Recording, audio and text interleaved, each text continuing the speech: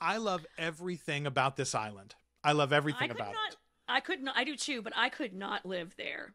Oh I no! could not, Oh no! I could not live on a number one. I could not live with that many crazy religious people. No offense to anyone who's crazy and religious. The Articulate Coven is the original, unofficial fan podcast and community for Anne Rice's Interview with a Vampire, The Vampire Chronicles, The Lives of the Mayfair Witches, and The Immortal Universe from AMC and AMC+. Welcome to Flan-Again, a Mike Flanagan rewatch podcast. Yes, you're right. The title is different. We are the Articulate Coven. We're your hosts. I'm Joel. I'm Ashley. And we are the Articulate Coven. Ashley, I gave a different name at the top of the thing. This is going to run in your regular feed, and so will all the rest of the episodes. If you're an Articulate Coven listener and you're like, wait a minute, I signed up for episodes of Midnight Mass, those will still be in your feed. But we are going to create a separate feed.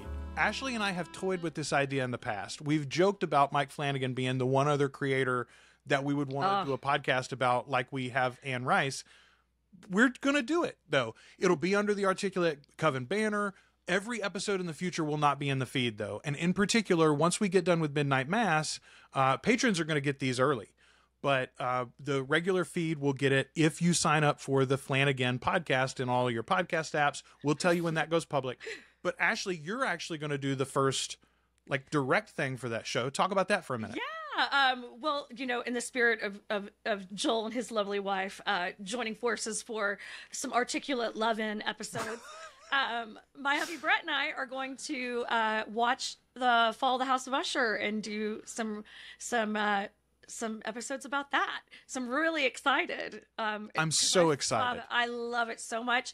I'm a huge Poe fan. Huge. And then I'm also, unabashedly in love with Mike Flanagan's work. So I'm really excited. And then as a little special treat, we might even do some audio recordings of some Poe stories and poems, because that shit's public domain and we don't have to pay for it. We can do what we want with it. We do what we want with it. Spoiler warning, there will be many Eleanor mentions. That's all I'm telling you. You're going to hear a lot about Eleanor. It's kind of like with, if you're going to listen to Counting Crows, you're going to hear about Maria. If you're going to read Poe, you're going to hear about Eleanor. It's Lenore, Eleanor. There's all sadness and drugs and fun. I love it so much. It's so fun. Wait a minute. Are you talking about Midnight Mass, Ashley? Let's do that, shall we? I am so excited to be talking about this show. We're going to do this for 7 weeks in a row. We're going to go through the show episode by episode, just like we did Interview with the Vampire, just like we did Mayfair Witches, and really break this show down. This one, listen, we're big fans of all the Mike Flanagan stuff, and over time, we're going to cover the other series too. Ashley and I, in particular, are really excited to talk about the Midnight Club, which is Christopher Pike based. I love it. That was so much fun. That'll come in time. This is a show that I think is very relevant to the Articulate Coven audience directly. And I joked about this, I think, once on the podcast. This felt to me like Mike Flanagan realized he was never going to get the Anne Rice rights. And he's like, well, but I got an Anne Rice story. And it's not just Anne Rice. It's more Stephen King. It's got real Stephen King vibes. Big time. Very, very big Salem's Lot vibes. Yes. Big time. It's it definitely has that feel to it. It also has that creepy fucking like cursed town kind of vibe to it too. That's very Stephen King to me. Absolutely. I mean, that is, I think, the thing about King is that and you said it before, the evil is never the monsters. It's the people. It's always the people. Yeah. And this one, this show in particular has got a real bitch of a character that is just a fucking monster. Oh my God. Bev is such a bitch. And we'll get into it. She's the worst. She's the worst.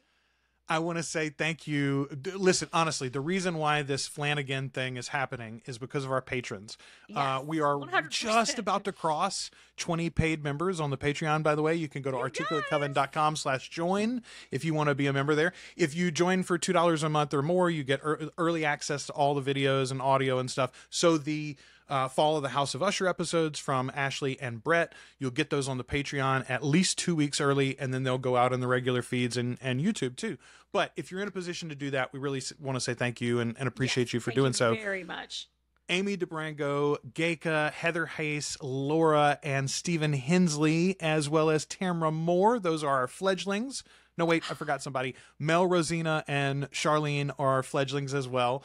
Then we've got Angela Stephenson, Brat Prince Bran, Dani Moreira, Gabbi Necklen, Jennifer Morgan, Judith Tigner, Mandy Taylor, Mendi Raftery, all are makers at the $5 level. Thank you. Madam Mère is our children of the Millenia. And then Nancy Ward is the queen of the damned herself. Yes. We love you, Nancy.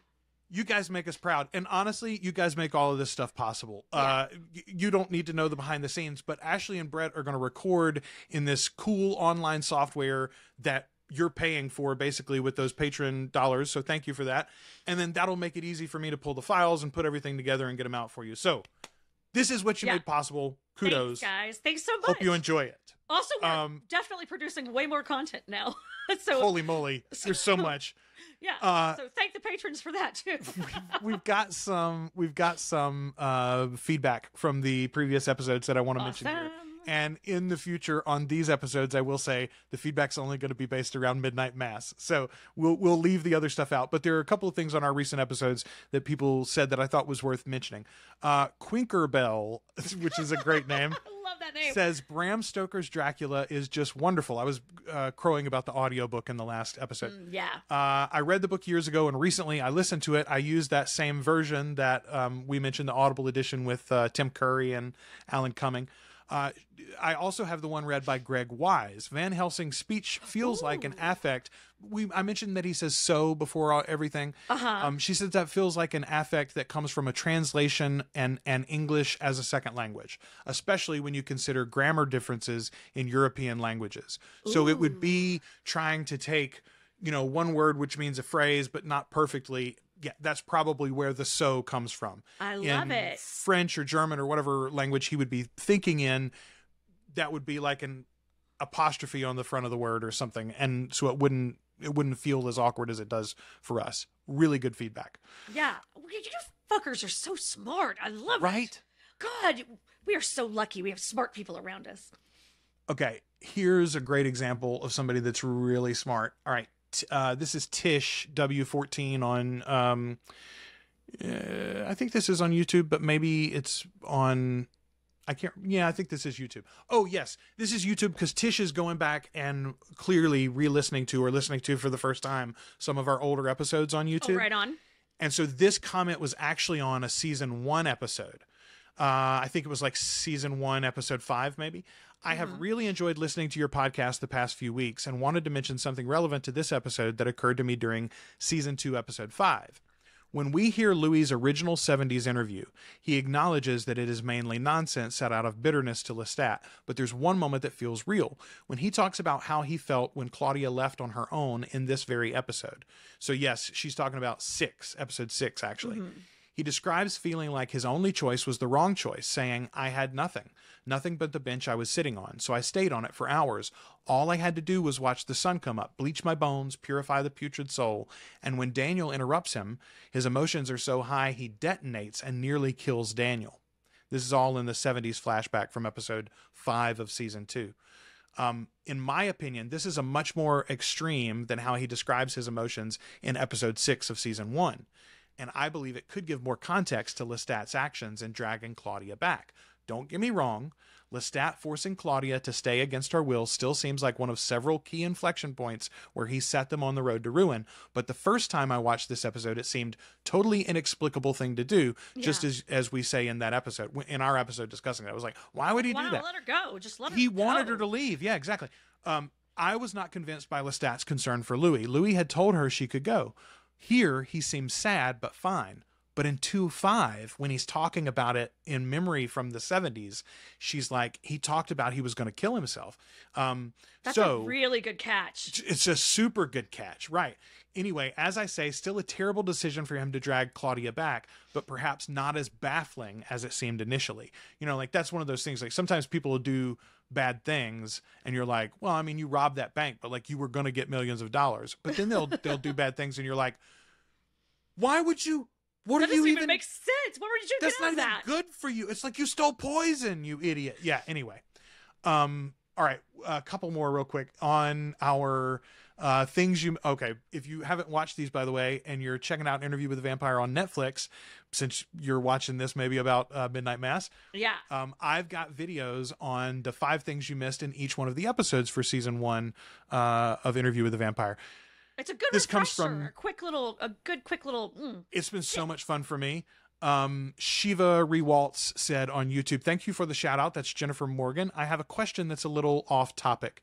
Did you and Ashley subscribe to Anne Rice's newsletter in the 90s? I met my best friend of 25 plus years through the pen pal listings that were included in the, I think, bi-monthly newsletters.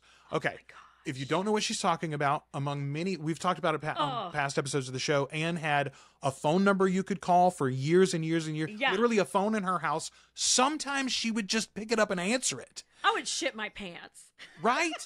But I mean, you hear those stories where she just picked up and started talking to whoever it was. Mostly it would go to voicemail, and then she'd send you a letter, or she'd send you some message back or whatever, or send you the recorded message would just be like usually something really interesting that's going on, you know, like she would have, she was just, here's the date for the vampire ball this year, Yeah. or here's my next book launch or whatever. Always so good to connect with fans, even in a time that it was not easy to do that. You know, she made such an effort to be present for people that wanted to be in her realm. You know, she was really cool about that. So I didn't do the newsletter. Were you a member? Yeah. No, I didn't either. I wish I had. I know, But look, right? I'm a terrible correspondent. Let me be very honest about myself. Like, I do not stay in touch the way I should, and I would have just fucked up a whole pen pal.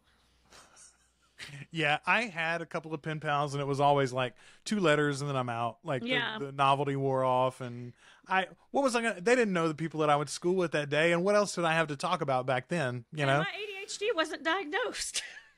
This is one we joke all the time about. Yeah, that's true too. We joke all the time about how like kids these days, you know, and things they're missing out, and they're too connected, and blah blah blah blah blah. But like this is one way I think genuinely they're better off. Yes. We used to talk about like a monoculture, but the monoculture was still very geographically based, right? Mm-hmm. But my children can't. They don't. Most of them, honestly, if I'm being honest, because we don't allow them much internet exposure. Right. But if they did, they could have friends all over the world and would have things to talk about because they would share the same TikTok videos and, you know, YouTube and whatever. Fortnite. Absolutely. They're all playing Fortnite, right? Aren't they? I don't know. I don't know. I don't have children. There's no one playing Fortnite at my house. Oh boy, it helps your internet when nobody's playing Fortnite. Ashley, I bet. Aaron Quinn joined the Facebook group this week, and she posted on I put out a post every week that like tags all the new members and says thanks for joining. Aaron commented on that and said, thanks so much. I picked up Interview with the Vampire around 2005, voraciously consumed the series shortly after. I finally caught up on season 2 of the TV show and was searching for additional content to geek out over. And this is it. I'm loving the pod so much. I'm so happy you covered the books too. I literally went back to your OG Interview with the Vampire book recap. So happy to be here.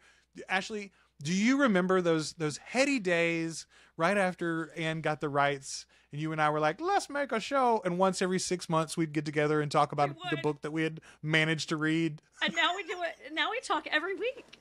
Now we're here, Joel. We're here, and we're talking every week. Best timeline, y'all. It is. It really is.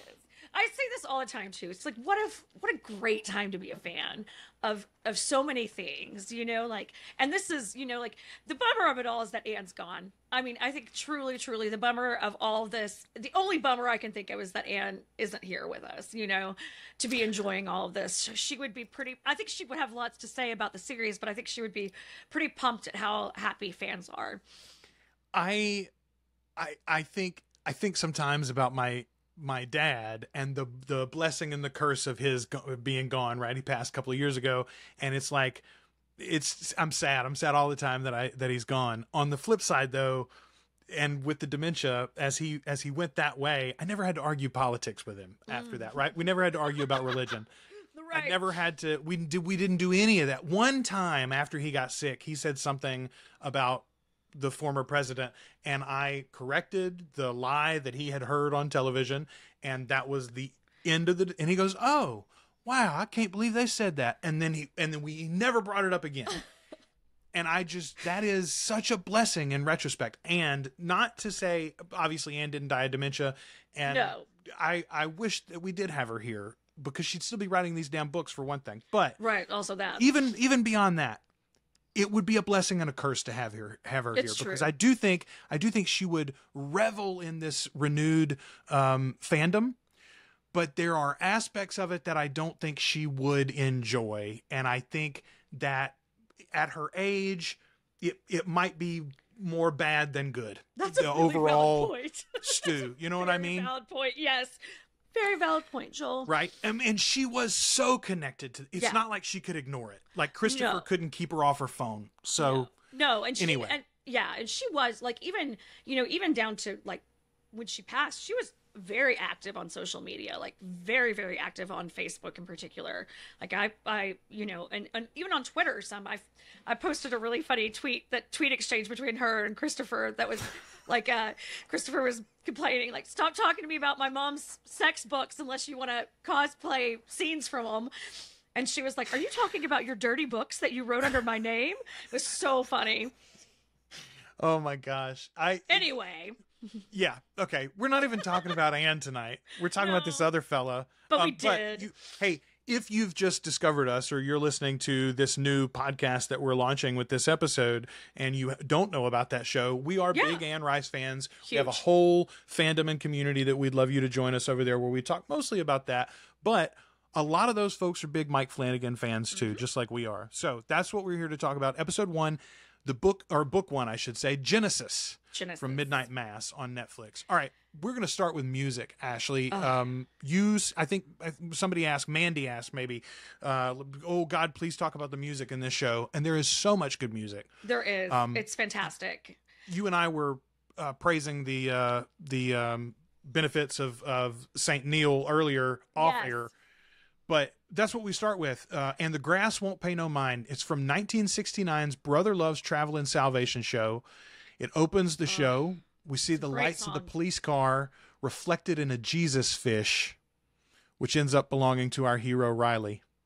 It's a incredible juxtaposition of song and moment. The song is a romantic song. The song is, let's lay here in the grass and let the world fade away while I just love you. Meanwhile, he's caused a drunk driving accident where the girl has flown out of her windshield and is getting CPR on the road. Very unsuccessful CPR. She passes not away great, there guys. in front of him. It's beautiful irony the way that these are laid together.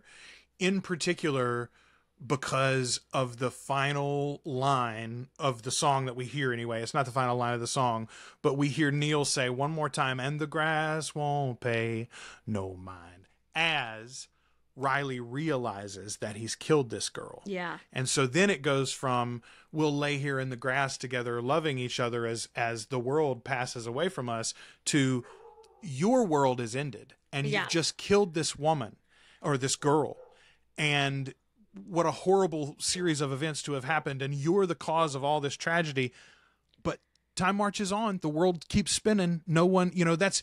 What's the 50 song? Don't they know it's the end of the world? Yeah. Which is about a heartbreak. But like, Riley's world is over, and this woman's world is over, and all of her family's world is over. Yeah. And the grass don't pay no mind, Ashley. Because it just, So if there's one thing I learned from Sir David Attenborough, not Richard, David Attenborough, it's that grass is always going to continue to grow no matter what the fuck is happening around it. It may look real dead, but the grass grows. Just beautiful start to the show. Well, it is. It's shot really well, obviously, and it has this sort of like dream-like kind of quality to it. And then because it's Mike Flanagan, and I've watched Haunting of Hill House, and I've watched Blind Manor, and I've watched, I now think in my brain that this ghost girl is going to play a huge part in this series. And it really, it really isn't about that at all. So that's one of the really cool kind of misdirections that they do right off the bat. I think from, Flan-Again as a storyteller here, is that you're getting a little bit of a misdirection about what this story is going to be about, Is that the moment we get the first glimpse of his dream? He's laying down, he sees her, but does he see himself in the boat? Or is that later? I know it happens later in the episode for sure, but there might be a flash of it there. I don't know if we see that yet though. Yeah, but that recurring, but you definitely the girl is part of the recurring dream. Yeah, and she is very. I mean, obviously she's very important, but it's not what I thought it was going to be. Like I remember distinctly watching this episode for the first time and being like, "Oh, this fucking creepy girl is going to be around this whole show." She's not like a secret sister that comes up late in the season or anything. No, indeed not. Okay, when he got into his prison cell, though, so he gets sentenced, he goes to prison, and this is all done in flashes, like very well, very well. But the Bible is only signed by Mom. Yeah. Dad didn't even put his name in it. No. Ashley, did you have a lot of cards that were only signed by one of your parents? Oh, no, actually, I did not. That wasn't a failure. No. Of the. No. Yeah. I did not, shockingly enough. That's actually, usually I had both signatures on it. I got a lot of cards with Mom and Dad written in there, but they were both in the same handwriting, which was Mom's. I'm sure I got more than my fair share of that, but I can distinctly say that my dad would usually jot a little message in as well. I mean, most Christmases, Dad would ask me what I got after I opened it up, not knowing. Knowing. My dad was really good at gifts, weirdly enough. That's interesting. It is. It's very something we'll get to. Yeah. I think it's one of those examples of a great way that alcoholics cope and like compensate by being like overly good in some areas to get by. 100%. I agree with that 100%. So this show right off the bat, starting off with alcoholism. Obviously, Riley's got a problem with the drink, and he is out of control and has hit his rock bottom. Presumably, one would hope that this would be enough to be rock bottom. So yeah, it's an interesting thing watching him come back from that, to see how he's going to deal with his family, how his family is going to deal with him. Like, I mean, you're talking about this. His fuck up was big. Like, that's huge. You like what you said, Joel. He just stopped the world from spinning for so many different people because of that action, and so there's a lot for him to unpack and for him to atone for, and that's one of the big themes of this whole story.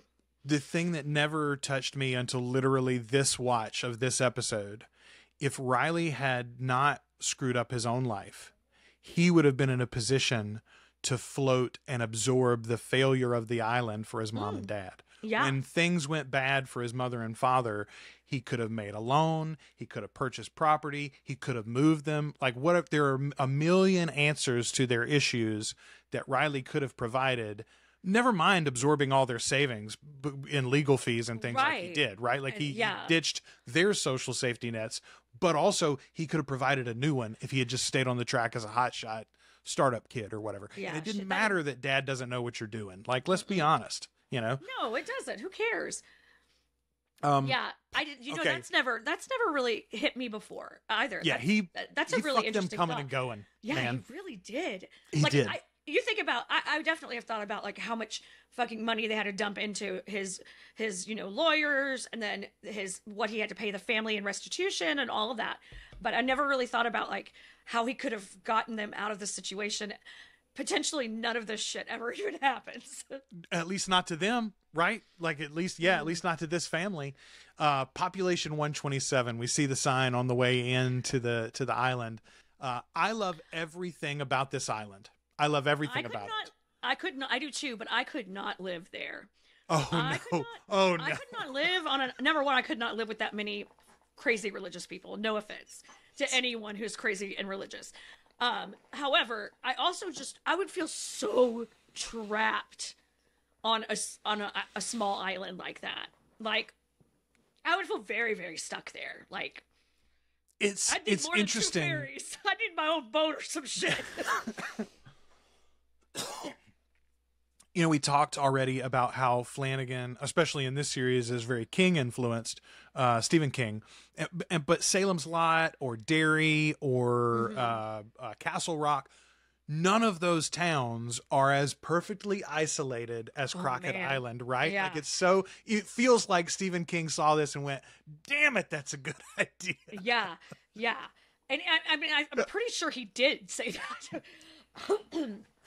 Well, and I think that, you know, Stephen King has his own little kind of story not similar to this, but kind of has the same sort of vibe with Storm of the Century. I don't know if you've ever saw it. Now, no, I haven't seen the movie. No, I haven't read the book either. I don't think it's not a book. It's only it's a teleplay. It's only a series. Like, it was a little mini series, and I didn't know he did anything like that. Oh yeah, it's not. It's, you know, it's like, so it's this little town. I think it is a fucking island, but like this weird storm rolls in, this like fog and shit, and this guy shows up and he sings "I'm a Little Teapot," and it's really fucking weird. I made so much fun of it. Well, now I got to go look at it. Yeah, no. Now I got to go find this. Our friend Jana loves this series so much. She made Hester and I watch it, and I just remember both of us, like, there's a photograph of us watching it, and I'm sitting, like, looking at the TV screen, like, it's so funny. It's hilarious. But yeah, so that has kind of this vibe too. It's sort of a similar sort of feeling, like, you know, shit is not okay. It's not going to be okay on this island. Like, everything seems really pretty, and it's very like cutesy and kind of like, it's just it's very run down, but it's got this very like vibe that's very small towny, and yeah, it's so strange. I think it's a line from Salem's Lot, or maybe maybe it was just us talking about it. I don't know, but it's like, you can feel when a place is rotten. Oh yeah. When you know a place is bad, yeah. You know, and it hasn't died yet. Yeah, but it's rotten. That's like, you know, when when something's got kind of petering out and just ending. This place is rotten, and you can feel it as you're walking through it. Okay, which, by the way, so we get the quick phone call from Riley home to confirm his travel plans to get, when he's getting out of prison here. It's 4 years. So we get that opening scene, and then we flash 4 years later to the actual show itself. But as soon as the phone call is done, we get younger brother leaving the house on his bike, and it's such a brilliant moment, because in one, and it's not, they don't do the montage thing, but in one just couple of minute little section, we play some good music, and we introduce you to all of our players. Like, here we go, now you know everybody. And it's so well done, all to the tune of Suleiman. Yeah, man. Okay, so let's talk about Suleiman. Suleiman, another Neil Diamond song here. Much lesser known. I feel like much lesser known Neil song. Well, but okay, it's not even really a song on its own. It was released as a single, and it charted at like I think it made it to number 30 in the U.S. But it's from the Taproot manuscript in 1970. That's the album. But this is part of a 3-song sequence called the African Trilogy. It's one song. The main character is named Suleiman, and it like follows him through 3 songs, but they all run together, this 19-minute long thing. Suleiman is the middle section and is the catchiest one, so they pulled that out as a single, and it did good, and it rocks too. Yeah, it's a great tune. Here's what I want to talk about is the fucking lyric. Okay, so first of all, there's the opening of "And the Grass Won't Pay No Mind" has a reference to God as well. But this song is like very spiritual. Okay. Yes. Let me read you this. This is the chorus. God of my want, Lord of my need, leading me on to the woman she danced for the sun. Any of that going to be relevant to this series, Ashley? God of my day, Lord of my night, seek for the way, taking me home. Yeah. It's okay. Yeah. This is some really good choices, and I meant to look up who was like the music coordinator, and it might be his composers doing it. The Newton brothers. So we're going to get to them too. Yeah. I think they are. I believe they are the supervisors, but I'll confirm that for next episode. Yeah. All right, but it goes further. It goes further on Suleiman. All right, Suleiman, where does that word come from? Who is that? Isn't there like a famous conqueror that was named Okay, the famous conqueror named Suleiman was like Suleiman the Magnificent or whatever. That's spelled differently and is not the reference here. A lot of people will tell you that the name Suleiman, Suleman, is the Arabic version of the name Solomon. And that name means man of peace, okay? Which is interesting if you think about it. Biblically speaking, King David was a warrior king, was not allowed by God to build the temple because he had blood on his hands. Solomon, his son, was the man of peace. He was the king of peace, and so he got to actually build the temple in Jerusalem.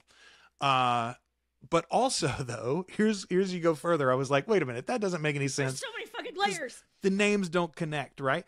So here's the word from Neil.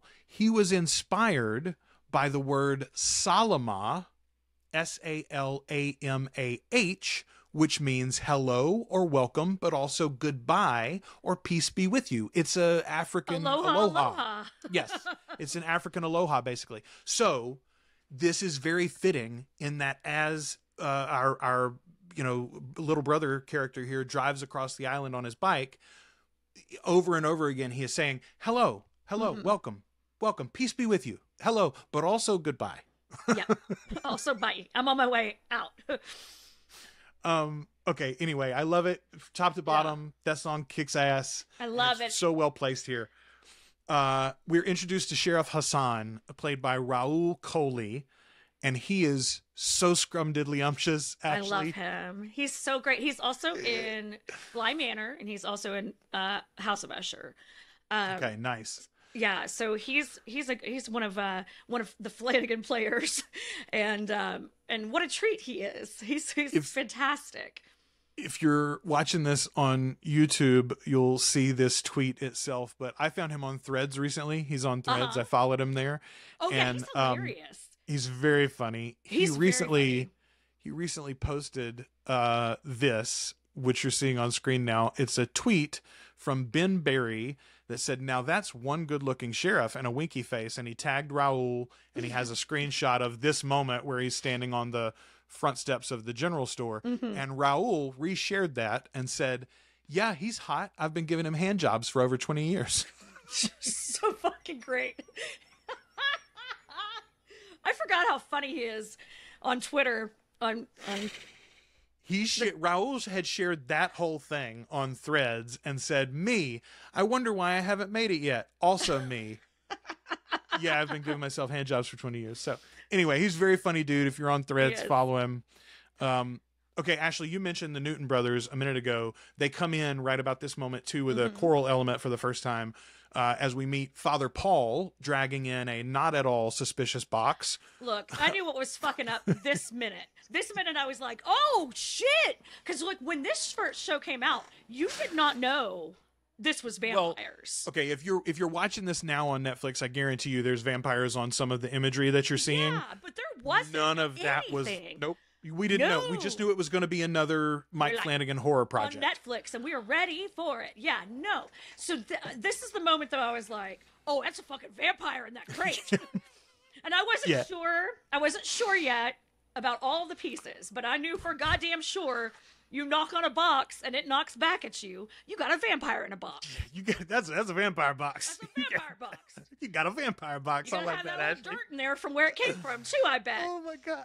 And he does later in the show. It's open and there's dirt in the box. Yes, I was like, this is some Dracula bullshit right here. Yeah. Okay. But this is the first time that we hear the Newton alert. brothers too.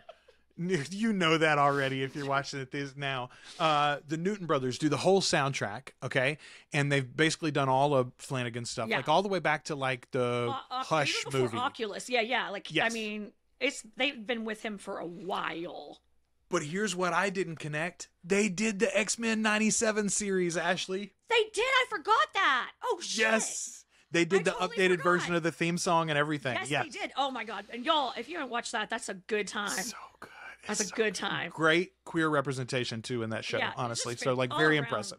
Very fantastic. All right, let's talk about the upwards. That's where little brother wanted to go in the first place. Ashley, where did teenagers go to get into trouble when you were growing up? Downtown. You went downtown. Downtown Hot Springs. Downtown, yeah, downtown Hot Springs. But you had to be really careful because if you got into too much shit down there, you could get into a lot of trouble because it's federal land because you're on in a national park. Right. So we made fun of what we called the tree cops. The park rangers. The rangers, the national park rangers. We called them tree cops.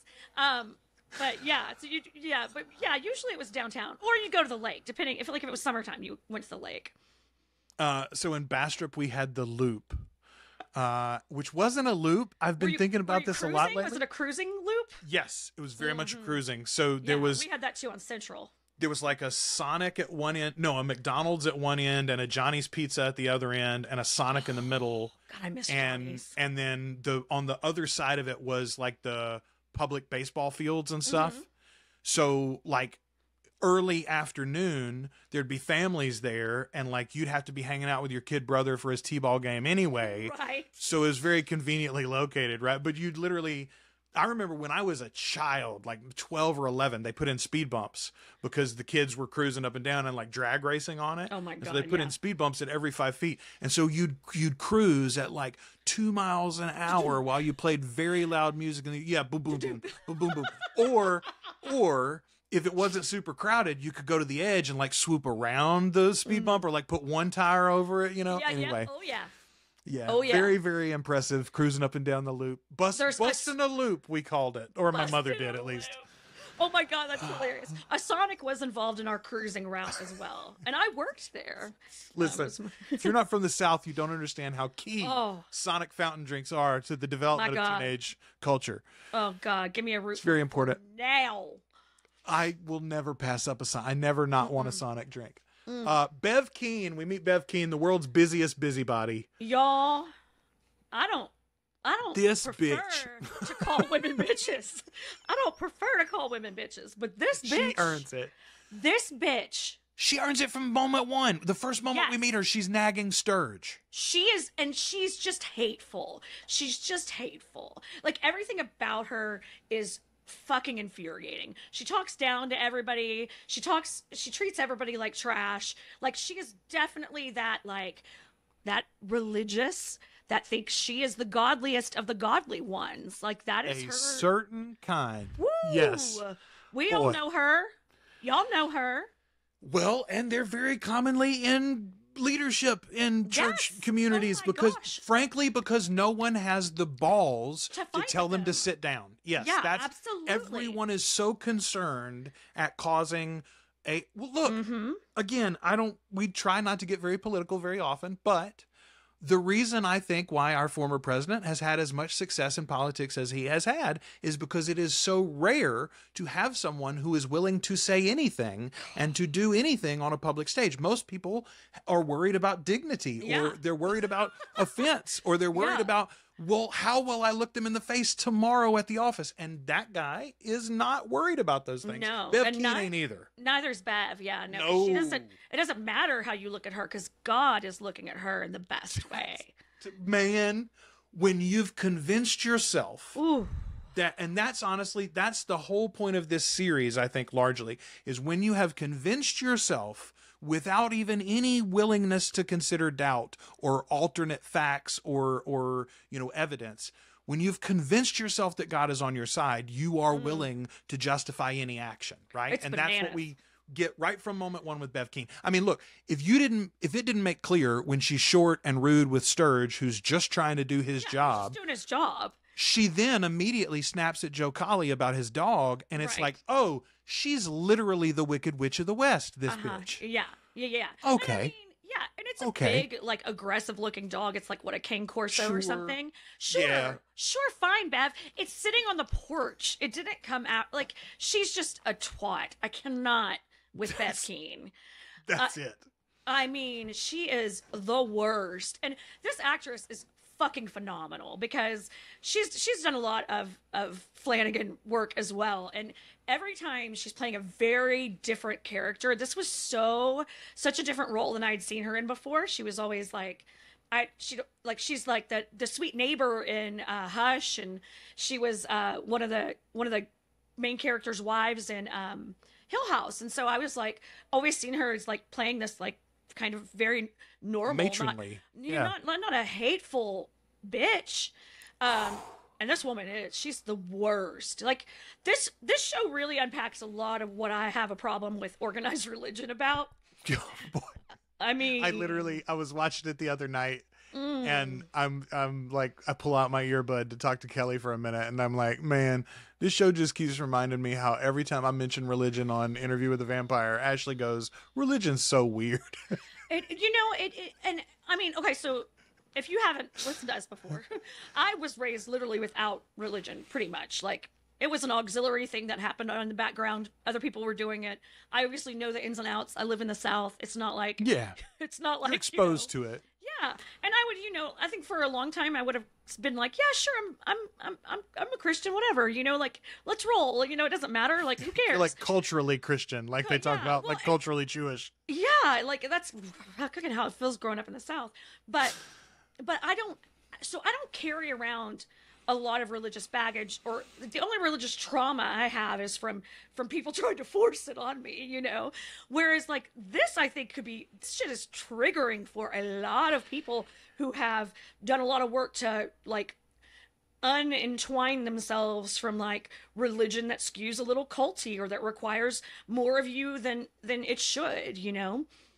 So I was not raised Catholic, and I've never been Catholic, practicing Catholic. I've got some family members who are, and obviously I live in Louisiana. Ashley and I both went to college in Louisiana, and so we were exposed to a lot of Catholics and Catholicism. But again, that's like a cultural thing, not in my own family. In my own family, I come from a very fundamentalist background. My father was Free Will Baptist, which is a particular kind of crazy. A real treat. It's a real treat. They broke off from the Southern Baptists because the idea that the Southern Baptists believed in once saved, always saved, i.e., once you are actually, born again into the kingdom of God, there's nothing you can do that can pull you out of that. God would literally take your life before he would allow you to commit some sin so grievous that you would lose your salvation. And my dad says, hold up a minute. No, that's too polite. Yeah, that is not rough enough around the edges for me, for my God. Literally, the concept that I had growing up was as God as a giant cop in the sky with a billy club, who is very, very excited about the opportunity to smack you in the head with it. So like, constantly in fear of not only damnation, but like, what if I walk astray and don't know it, sort of thing, Now, as a Protestant, so much fuckery. So much trauma to put on a child, like someone who doesn't understand. It's crazy. It's crazy. Yeah. Now, what I don't have in my background is the high church mysticism that comes with the things like transubstantiation, which we're going to talk about in a little bit when we get to church. But anyway, so that's a background of where Ashley and I are going to come from on this, and interesting conversations to have. If in particular you've got some Catholic information that we miss or overlook, please, love to hear that in the comments. Let us know what you think. Let us know what you are feeling about these storylines as we go through them too. Yeah. All right. I want to talk about declining towns real quick. Ashley, this was less a problem for you, I think, growing up. You grew up in Little Rock, Hot Springs, Arkansas. Yeah. But Hot Springs is also a town in decline versus its high point. Well, and a tourist town, so like you're not relying on an industry exactly. Right, but tourism is the industry there. Yeah. Which is the tricky thing, and so yeah, it does require you to, like, I can't imagine what it was like there during COVID, I haven't lived there since I actually left for college, so I haven't lived in Hot Springs in a really long time, but it is, and it was a town in decline, especially like the downtown area was kind of rough around the edges. Like you really had to have your head on a swivel when you were wandering around. I was the reason my car breaking down in very, very bad parts of town was the reason why one of my friends got her first cell phone. She was the first person I know that had a bag phone. They're like, if you're gonna hang around with poor people, you need a bag phone. So we can airlift you out from the bad neighborhoods. You can SOS if you need it. Yeah, so like it was, and also my dad was an alcoholic. My dad was a gambling addict. I hung out at the racetrack, which at that time... It was a really nice racetrack there. it's fantastic. But at that time, it was a little run down. It was a little bedraggled around the edges. There was smoke everywhere. Like it did have this vibe of like my town did have a little bit of a vibe of like it's not what it once was. You're 20 years too late. Yeah. At least, at least there. Yeah. So I grew up in a paper mill town, See, Bastrop, Louisiana. I've No, I smelled didn't it. say a dirty word. Bastrop, Louisiana. Bastrop. I can't remember the name of the play now, but there's a Broadway play actually about a mother and her daughter-in-law that are living together during World War II as their husband and or their two husbands are off fighting the war. That's set in Bastrop, but they had to change the name of the town when the Broadway version because none of the actresses, they couldn't say it right, and the audience thought they were saying Bastrop.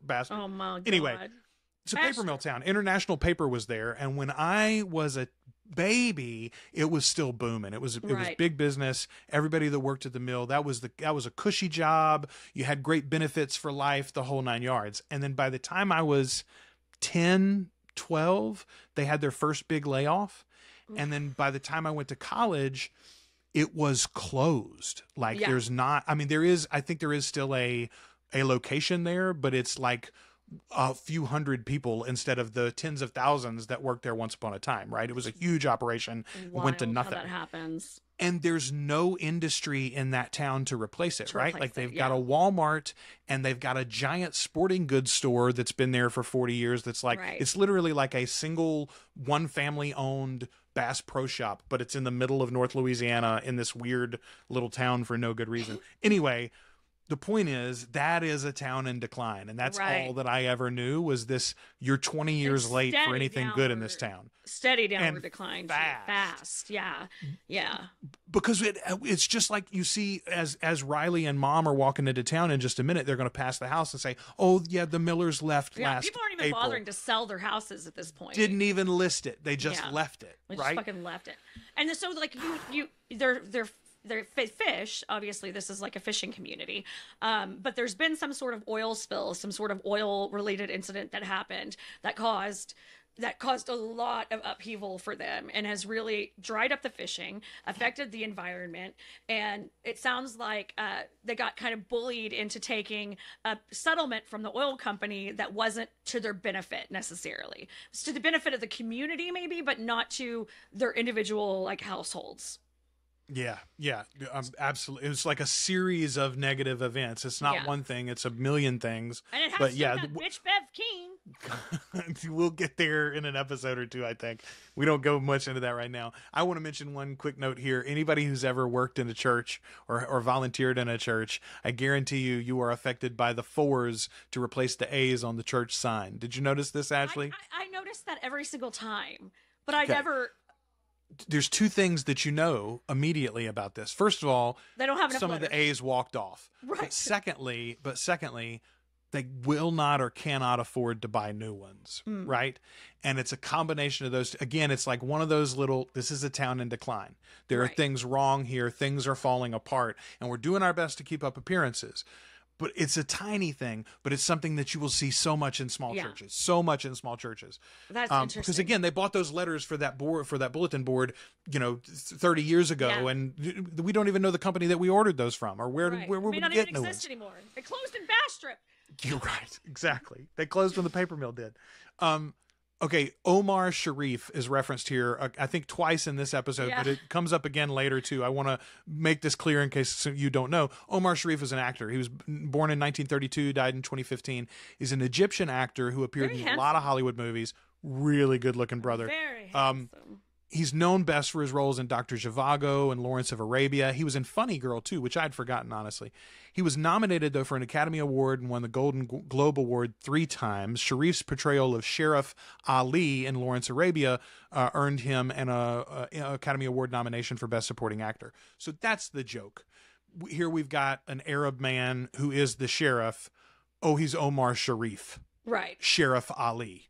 Yeah, all of these are jokes. They're not good jokes, but that's the reference there. Yeah, I mean, this is clearly the only brown person in town. This is the only brown person many of these people have seen in decades. This is not a diverse town. No. Diversity is not their strong suit here. Yeah.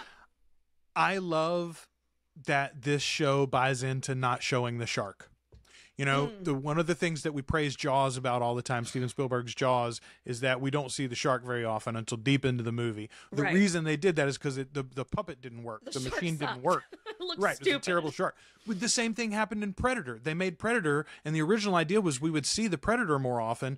They had to change that because the suit didn't work, and they had to redo it 3 or 4 times before they got a decent prosthetic, so you really don't see him until the very end of the movie. We don't see what it is that is chasing all of these cats in the uplands. Right. We don't see what it was. Probably that same thing that's eating the cats, though, that's chasing Joe Collie, right?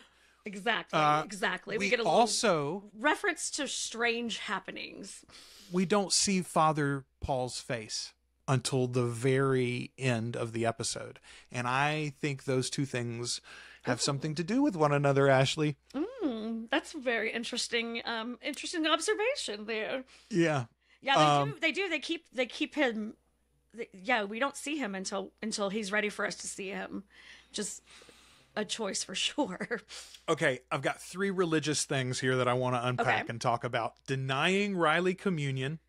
I want to talk about transubstantiation, and I want to talk about the prayers to Mecca. And also kiss your mother. I think those 2 things go together. We'll talk about that in a second. But let's start with communion. Okay, so Dad tells Riley. Riley says, first of all, the church isn't for him. Yeah, and Dad says, the fuck it's not. You killed a girl. Be there. Take your ass to church. Which, valid point, Dad. I don't know what to say. I've never killed someone in a drunk driving accident. Maybe I would need to take my ass to church. Okay, I say valid point because he's living in their house, right? Like Riley is literally living on. He doesn't have a job. He doesn't have prospects for a job. Yeah, where the fuck looking. is he gonna work? Like, there's not. But where would he go to? Right. Like, this is literally all he can do right now. Right. Now, he needs to get it together and figure something out. But currently, he doesn't have a plan. He's relying on his mother and father. Go to church. That's part of the deal. I mean, if that's what they want, then that's what you need to do. Every grown person do it with a good attitude. Wants to move back in with their parents. Oh yeah, it's so much fun. Especially after you fucked up royally. That sounds like a real good time and good for your mental health. So, but Dad tells him, sit back when it comes to communion. Right. Don't take the cup. It wouldn't be proper. It's going to hurt your mama's feelings, but it wouldn't be respectful for you to do it. Because he hasn't gone to confession? Because he hasn't gone to confession. That's the reason why Dad says there. So there's actually a couple of things here that come up in churches. And I know theology is obviously complicated and it's a whole web and a spectrum of beliefs. And so lots of people might do these sorts of things for different reasons. But let me tell you a couple of things about open and closed tables. So I grew up in the Free Will Baptist Church. And in that church, they would only do communion like quarterly. They would do communion in the mornings, in the morning service, and in the evening service, they would do foot washing. And yes, it is exactly what it sounds like. There's a scene in the New Testament where Jesus brings the disciples together and washes their feet one by one. Now, in ancient times, the idea was you would walk around in your sandals and your feet were always disgusting, right? They'd have dust and dog shit and who knows what all over them. Right. You'd come into the home and you'd wash your feet. He was washing the feet of the disciples to show that even as the teacher and even as the leader of this group, I'm no better than anybody else. I'm a servant. That's my purpose, and we should all serve one another. It was a very beautiful moment.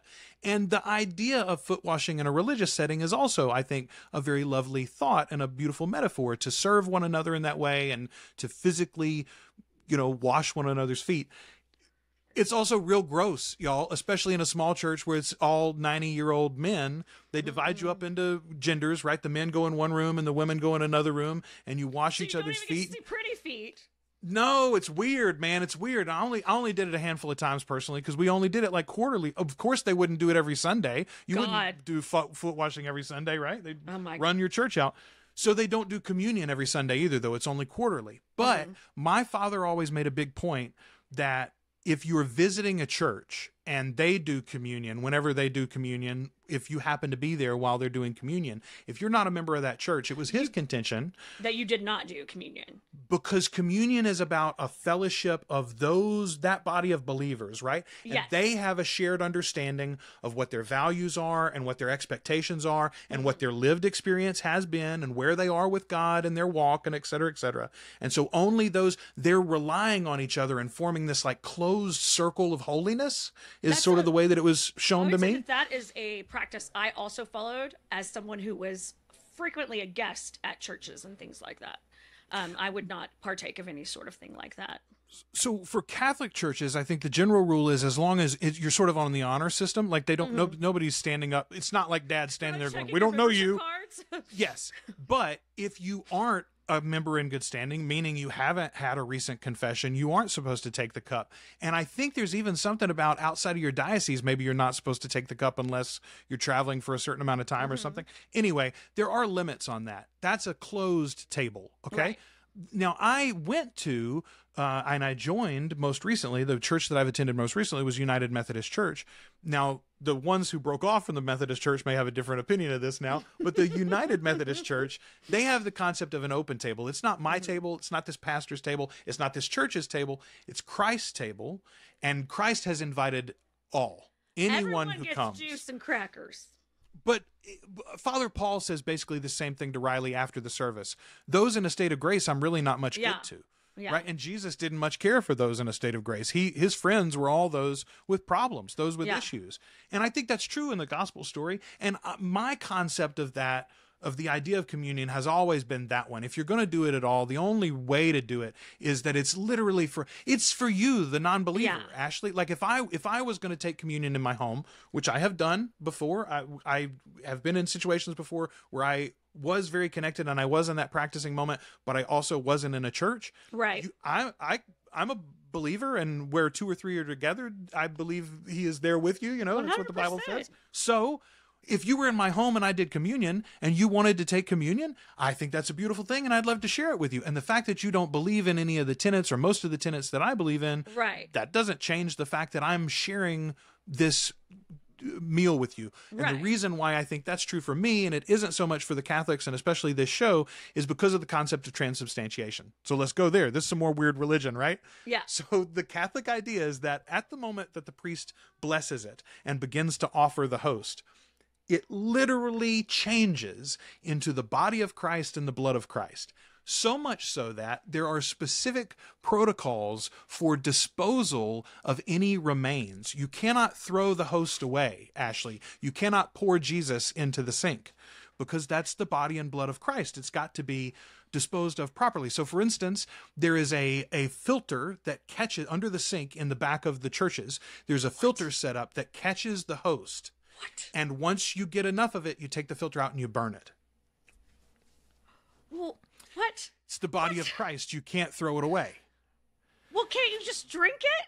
The blood of Christ you can. The blood of Christ you do. And the priest does. But the body of the host, the remainder of the host, the bread, has to be disposed of. Yeah, the wafers. The body, the wafers. Yes. The body. Again, it's not, this is not, and not every Catholic believes that this happens literally, right? Some believe that this is a metaphor as well. But the concept of transubstantiation as taught by the church is that it literally happens at that moment and it changes into the blood of Christ and the body of Christ. As I said, so much so that you have to handle it as holy relics, right? It's like we had the true cross or whatever there at our communion. Now, when you think about that, how much more would it have to be protected, right? How much more would it have to be preserved only for those that have gotten worthy in whatever way that you've been taught to be worthy. So that's the big deal there.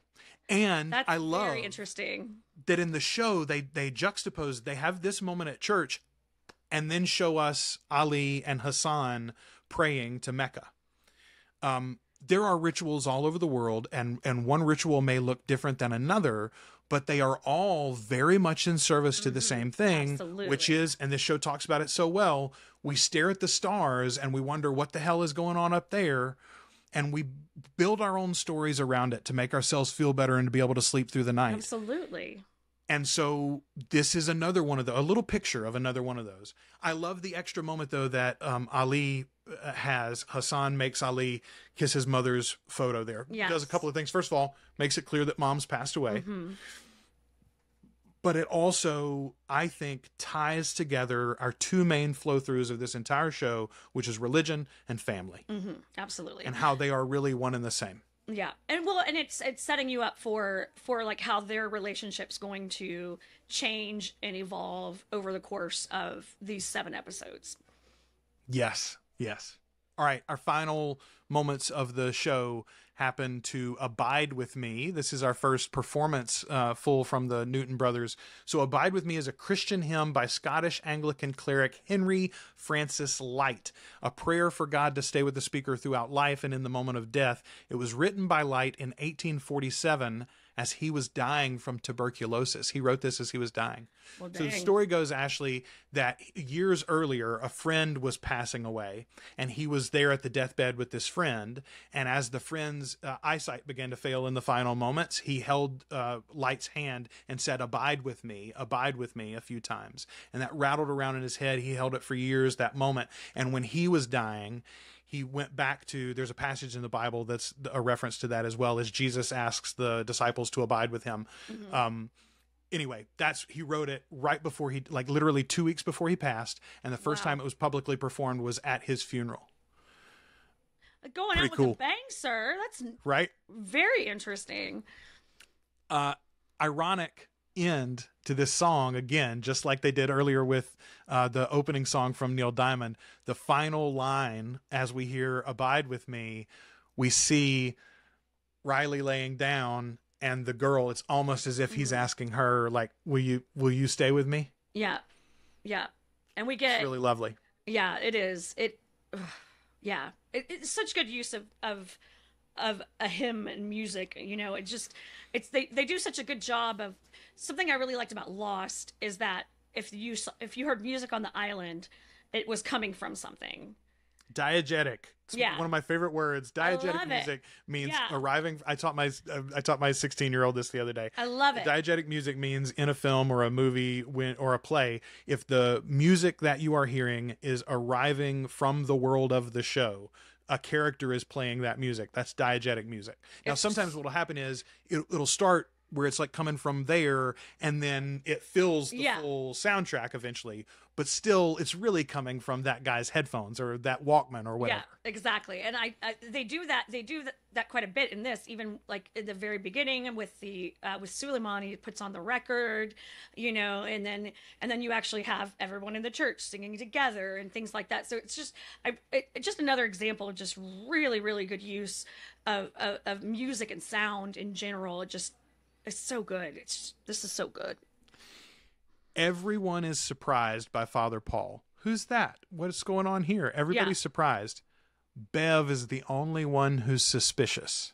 Yes. And it sets her off because he's wearing the gold chasuble instead of the green one. His robe is not the appropriate robe for an ordinary time. So in the church, you have the holiday time, basically, which is the what do you call it? Not the nativity. God, I used to know this. Oh, it's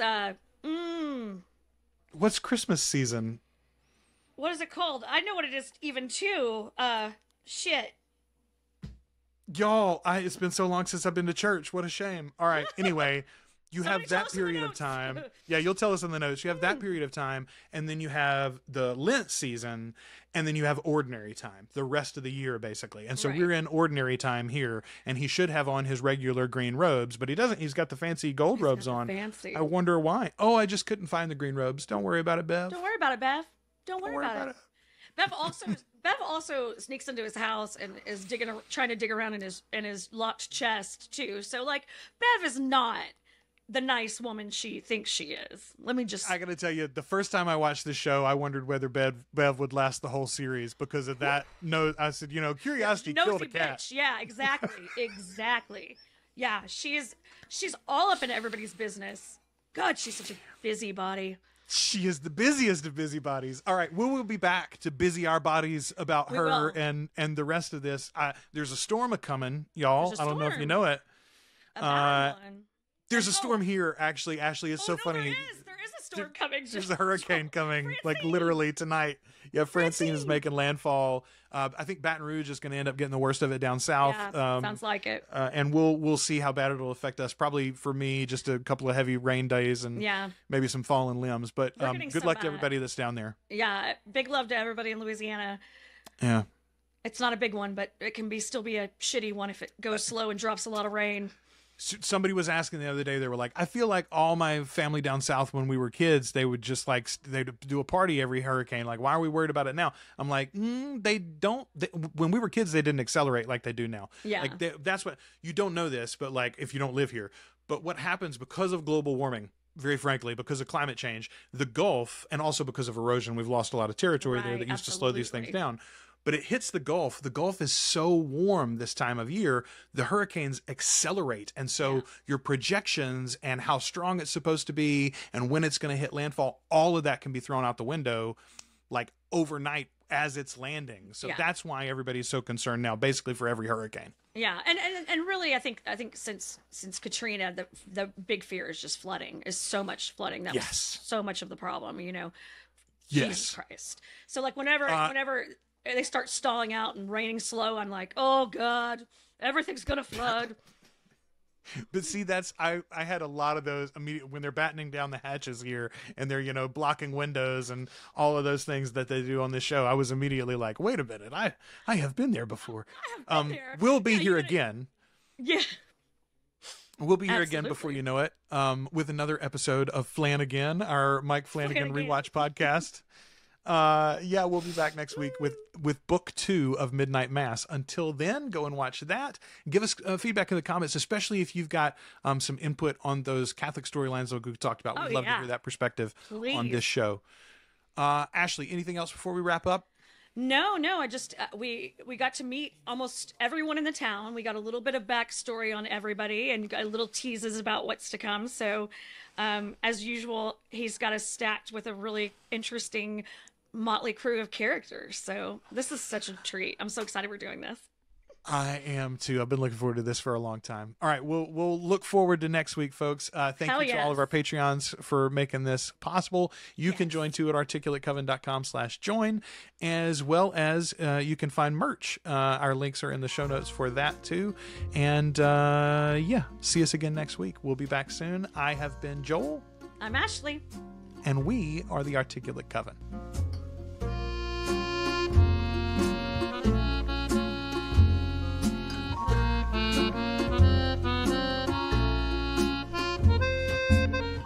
Thanks for listening to The Articulate Coven. If you enjoyed the show, check out our groups on Facebook and Discord. Subscribe to the channel on YouTube. Or find us at articulatecoven.com and wherever you listen to podcasts.